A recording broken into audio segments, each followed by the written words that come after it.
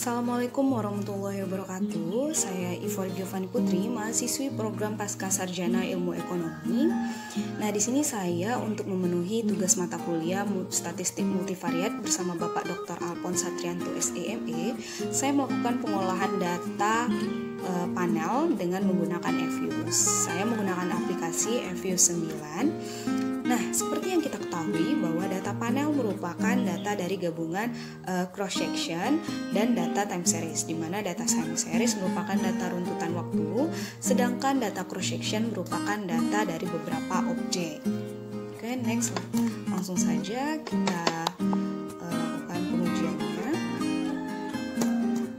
Contoh kasus di sini yang akan saya angkat yaitu seorang peneliti ingin menganalisis pengaruh harga saham HS dan nilai aktual kapital terhadap nilai investasi pada industri semen di Indonesia. Nah, peneliti ini melakukan 4 penelitian pada 4 perusahaan yaitu Semen Padang, Semen Gresik, Semen Tiga Roda, dan Semen Bosowa.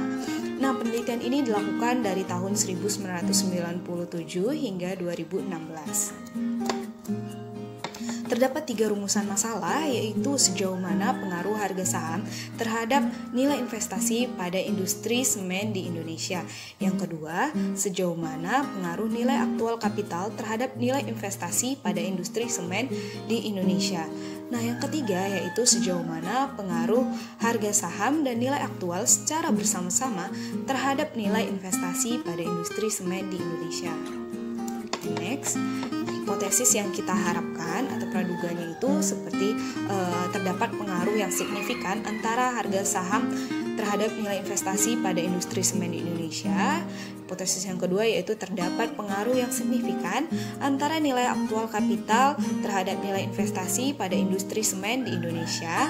Nah, yang hipotesis ketiga yaitu terdapat pengaruh yang signifikan antara harga saham dan nilai investasi secara bersama-sama terhadap nilai investasi pada industri semen di Indonesia.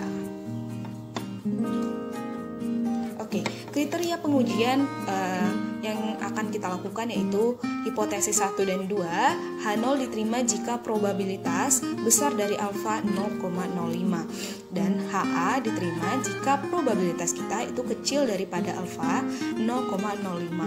Nah, sama seperti hipotesis 1 dan 2, hipotesis 3 juga diterima jika H0 diterima jika probabilitas besar dari 0,05 dan sebaliknya HA. Inilah data Excel kita yang nantinya akan kita olah menggunakan Fuse 9. Nah, di sini ada data perusahaan, data tahunannya, nilai investasi, nilai harga saham, nilai aktual kapital. Nah, semuanya kita masukkan dulu ke dalam Excel seperti ini. Nah, kemudian kita buka itu Fuse. Nah, untuk memulai pengolahan data, kita klik file, new, work file, kemudian struktur tipenya itu kita bisa pilih balance panel karena kita menggunakan data panel. Kemudian frekuensi itu tetap annual ya, karena data kita kan tahunan. Nah, start date-nya itu dimulai dari tahun 1997 hingga 2016.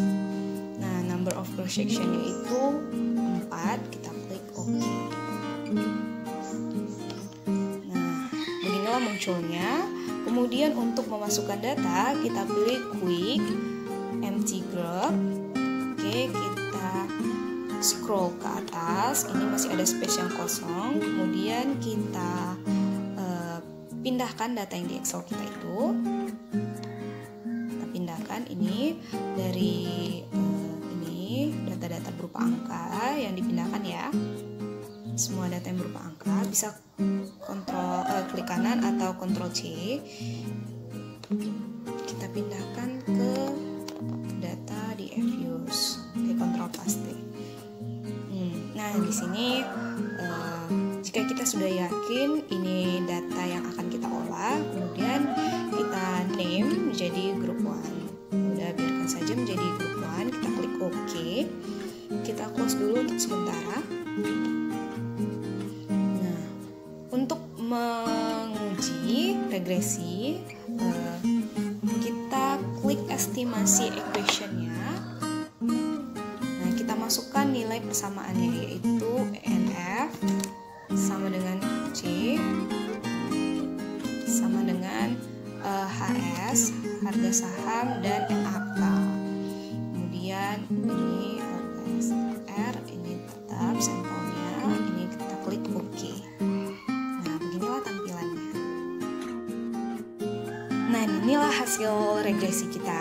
Yang hasil regresi panel ini belum bisa kita interpretasikan dan dimaknai. Kenapa? Karena belum dilakukan uji pemilihan model dan uji asumsi klasik. Nah, model regresi baru bisa diinterpretasikan dan dimaknai jika telah dilakukan uji pemilihan model dan juga uji asumsi klasik. Oke, next. Terdapat 3 tes uji yang dijadikan alat, yaitu pertama common effects, yang kedua itu fixed effects, yang ketiga itu random effects, dengan 2 metode, yaitu co-test untuk menguji atau melihat mana yang terbaik antara common effects dan fixed effects. Yang kedua yaitu untuk Hausman test untuk melihat bahwa uji mana yang terbaik antara fixed effects dan random effects. Untuk menguji uji tes mana yang terbaik antara common effects dan fixed effects, maka kita lakukan pengujian menggunakan estimate, kemudian pilih panel option, kita rubah ini menjadi fix. Oke, kita pilih OK. Nah, di sini sudah terdapat fixed effects-nya, tapi kita uji melalui uji Chow. Nah, uji Chow itu dilakukan dengan menggunakan fixed random effect testing. Itu redundant fixed effects like likelihood ratio kita pilih. Kemudian di sini sudah terdapat. Nah, kita simpan dulu dengan mengklik freeze. Kemudian name itu kita klik uji Chow, kita tulis ya Chow, kita klik OK. Nah, di sini sudah tersimpan uji Chow. Nah, inilah hasil pengujian dari uji Chow. Uji Chow itu terlihat bahwa ada 2 tabel. Nah, tabel di atas itu cross section chi-square-nya itu sebesar 0,0092, di mana kecil dari alfa 0,0005. Nah, sehingga dapat disimpulkan bahwa model fixed effects lebih tepat dibandingkan dengan menggunakan model common effects. Untuk memulai pengujian antara mana yang terbaik fixed effects dengan random effects, maka kita klik estimate. Kemudian kita ubah di panel option itu projection-nya menjadi random. Nah, kita klik dan ini kita klik OK. Kemudian muncul, klik OK, muncullah hasil random effects. Kita klik view, kita gunakan uji Hausman untuk menguji mana yang terbaik antara fixed effects dan random effects. Oke, kita pilih correlate random effect Hausman test. Nah, di sini sudah terdapat nih hasil dari uji Hausman. Kemudian kita simpan dulu dengan memfreeze. Terus kita ganti namanya menjadi uji Hausman. Kita klik OK. Nah, di sini muncul uji Hausman. Nah, di sini terlihat bahwa uji Hausman itu pada tabel di atas, ada 2 tabel di sana, itu cross section random, probabilitasnya sebesar 0,2069, yang artinya besar dari alfa 0,05, sehingga dapat disimpulkan bahwa model random effects lebih tepat dibandingkan dengan model fixed effects. Karena model regresi panel di atas berbentuk random effects, maka uji asumsi klasik tidak perlu kita lakukan. Nah, jika model regresi panel berbentuk fixed effects, maka baru kita bisa lakukan uji asumsi klasik. Nah, karena kita menggunakan random effect, maka kita ulangi ujinya. Kita klik estimate, kita klik panel option. Nah, biarkan menjadi random, kita klik OK. Inilah inilah hasil dari pengujian data panel kita menggunakan random effects. Hasil regresi data panel berbentuk model random effects. Nah, bisa kita lihat ini hasil pengujian yang kita olah menggunakan FU9, di mana koefisien determinansi atau adjust R-square-nya itu sebesar 0,677. Artinya, variabel harga saham dan nilai aktual kapital mempunyai pengaruh terhadap variabel terikat yaitu investasi sebesar 67,7%, sedangkan sisanya sebesar 32,3% dipengaruhi oleh variabel lain yang tidak dimasukkan dalam model. Karena nilai probabilitasnya itu, F statistiknya itu 0,000, kecil dari alfa 0,05, maka dapat diartikan bahwa variabel harga saham dan nilai aktual kapital secara bersama-sama dapat menjelaskan nilai variabel terikat tersebut. Oke, next. Hasil regresi ini juga membentuk persamaan regresi. Nah, seperti yang saya tunjukkan pada gambar saya ini, persamaan regresinya. Nah, konstanta di sini atau C itu artinya apabila nilai harga saham dan nilai aktual kapital itu 0 atau tidak ada, maka nilai Y atau nilai investasi sebesar minus 50,7242,5 satuan.